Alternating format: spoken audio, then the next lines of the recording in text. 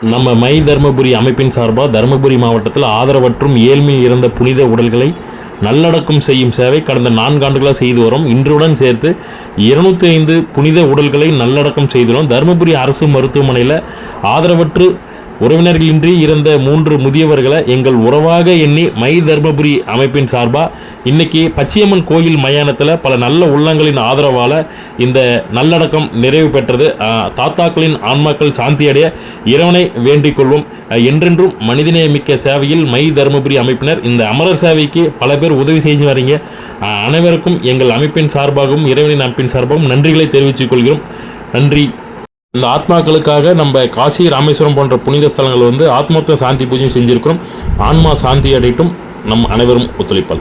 தம்பி, மாமா, மச்சா, அக்கா, தங்கச்சிங்க, உற்றனார், உறவினர் எல்லாருக்கும் சேர்த்து எல்லாத்துக்கும் சேர்த்து செல்வனுக்கு பால் விடுறேன்.